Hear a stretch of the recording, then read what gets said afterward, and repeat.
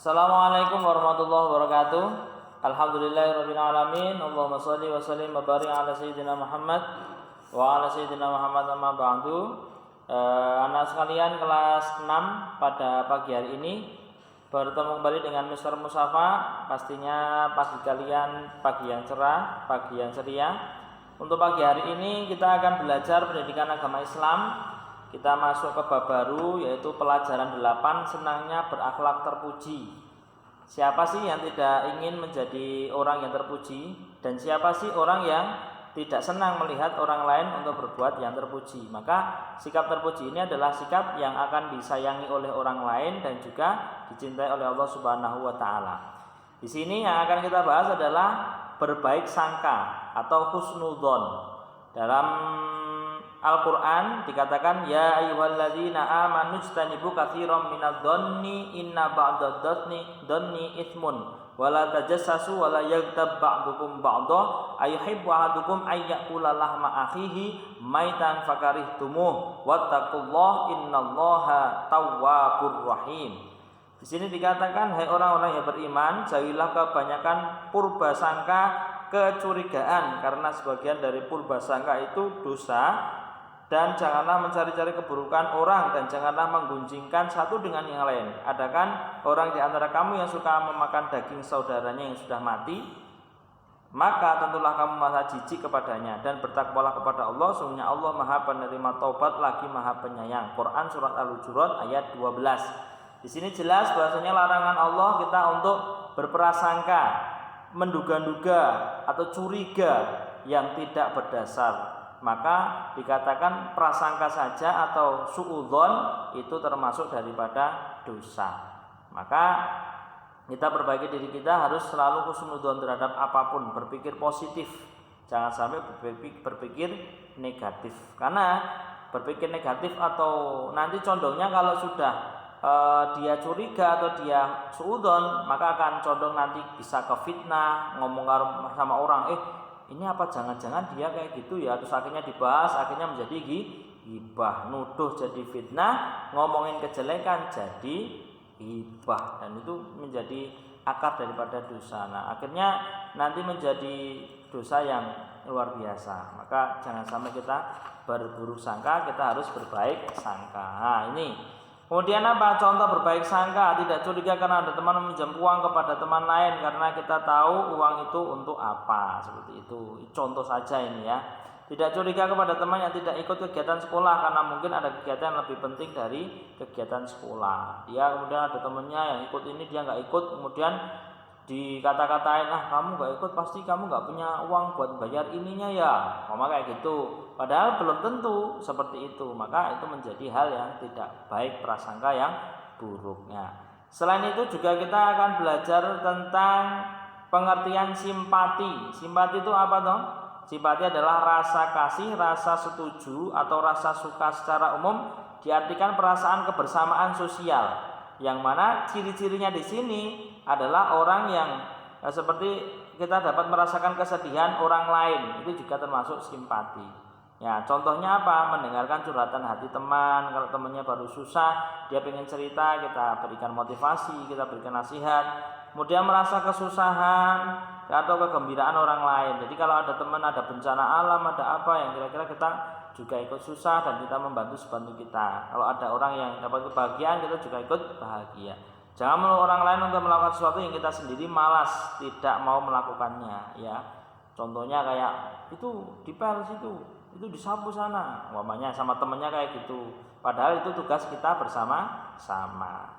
Menanyakan apa yang bisa kita bantu, jika tidak bisa memberikan apa yang kita minta, cari alternatif lain. Jadi dia bijak ya dalam menentukan segala sesuatu. Selain simpati juga ada sikap toleran. Yang mana toleran ini adalah menunjukkan tenggang rasa. Dia menghormati, menghargai, membiarkan, membolehkan. Jadi kita diciptakan oleh Allah itu memang berbeda-beda. Ada yang kulit putih, ada yang kulitnya hitam, ada yang agamanya Islam, ada yang non Muslim, ada yang Katolik, Kristen dan lain sebagainya, ada yang dari Jawa, ada yang dari mana-mana. Semuanya diciptakan berbeda-beda. Tetapi dengan perbedaan itu jangan menjadi hal kita untuk saling berpecah. Tetapi kita harus toleransi ketika dalam masalah sosial atau apapun kita memilih teman, tidak pilih-pilih. Aku pilih teman yang kaya aja, aku pilih teman yang tidak. Semua adalah teman. Tetapi perlu kita ketahui bahwasanya kita diciptakan untuk berbeda, bukan untuk saling menyalahkan dan mencari kekurangan, tetapi untuk saling melengkapi satu dengan yang lain. Namanya toleransi seperti itu, menghormati orang lain yang melakukan kegiatannya, seperti itu. Hormati pendapat teman yang berbeda, teman berbeda pendapat ya biar. Tidak boleh mengganggu teman yang sedang beribadah walaupun berbeda agama. Mentang-mentang kita umpamanya agamanya Muslim, ada orang lain yang beribadah, kita ganggu, nggak boleh. Seakan-akan kalian kalau beribadah diganggu gimana? Nggak boleh kan? Seperti itu.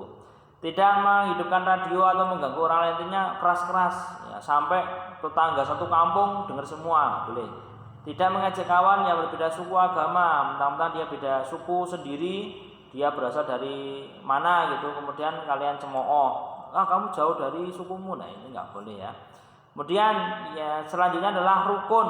Rukun ini adalah berbaik atau damai, tidak bertengkar. Jadi rukun ini adalah dasar kita itu bisa hidup tentram bersama. Karena kita apa? Kita saling memahami dan tidak mencari kesalahan-kesalahan. Kalau ada permasalahan diselesaikan dan dicari jalan tengahnya. Dan kemudian kalau kita berbuat salah, kita segera minta maaf dan menjelaskan apa yang terjadi. Contoh perbuatan yang menyebabkan hidup rukun. Berbicara kegiatan diperhitungkan dulu baik buruknya. Kalau mau ngomong dipikir dulu. Kemudian menghargai pendapat orang lain, bicara dengan baik, tidak kasar dan tidak membuat orang lain marah ataupun sakit hati. Dalam bertindak mengutamakan kepentingan orang banyak, jangan egois. Mentang-mentang kalian hanya bisa ketuanya, terus pendapat kalian harus dimenangkan. Yang lain entah bagus atau tidak, intinya saya ketuanya. Nah, itu namanya egois, nggak boleh ya. Kemudian contoh perbuatan yang membuat hidup rukun, berbuat lebih menebankan emosi atau cepat marah ya. Ini perbuatan yang menjadikan tidak rukun. Dikit-dikit emosi. Apa kamu? Aku kan yang ketuanya. Kamu kan cuma anggota. Jadi kamu diam aja. Kamu itu, nah itu nggak boleh ya. Tidak menghargai orang lain, menganggap dirinya paling benar. Pokoknya kalau nggak ini ndak. Nah itu nggak boleh ya, memaksakan kehendak. Suka mencela mengolok-olokkan orang lain. Ada temennya diolok-olok, apapun kekurangannya diolok-olok. Kemudian difitnah dan lain sebagainya. Berbicara kasar dan merendahkan orang lain tidak boleh ya. Kalau itu dilakukan pasti kita menjadi orang yang tidak rukun. Dan orang yang tidak rukun itu nggak enak, friend, punya musuh. Terus kemudian di mana-mana pasti nggak tentram. Nanti aku di jalan gini, nah akhirnya apa? Dia hidupnya nggak tentram. Kita berbuat baik aja lah. Biar apa? Biar kita hidupnya tentram dan rukun sejahtera. Hormat patuh kepada orang tua. Terakhir ini hormat patuh kepada orang tua dan guru. Mereka adalah orang-orang yang berjasa dalam hidup kita. Kalau tanpa orang tua, coba kita bisa sebesar ini enggak? Atau kita bisa hidup sendiri? Enggak bisa. Semua juga berkat kasih sayang orang tua sejak kita masih bayi sampai sekarang. Nah, kita harus hormati orang tua karena ridha Allah ada ridha pada orang tua. Kalau kita ingin dapat ridha Allah, kita juga jangan sampai menyakiti hati orang tua. Berbicara yang baik, sopan, dan jangan sampai kita berkata atau berbuat kasar kepada orang tua, maka itu tidak diperbolehkan. Yang bagus dengan orang tuanya. Juga guru itu siapa? Perantara ilmu. Kalau kita tanpa guru, mungkin kita belum bisa baca dan tulis atau tidak tahu apa-apa, karena guru ini adalah yang menansur ilmu kepada kita. Dengan ilmu kita bisa seperti ini, kita tahu ini itu dan lain sebagainya. Semuanya juga berkat perantara guru. Maka guru pun juga harus kita hormati dan itu adalah orang yang berjasa dalam hidup kita. Seperti itu ya, friend. Nah, ini contoh hormat dan patuh kepada orang tua. Memberikan salam, setelah sholat didoakan ya orang tua dan gurunya, mengerjakan perintah orang tua, membantu pekerjaan, berkata dengan sopan, lembut, dan sebagainya. Contoh hormat pada guru, salam, mendengarkan penjelasan guru, tugasnya dikerjakan tepat waktu ya, jangan telat-telat ya.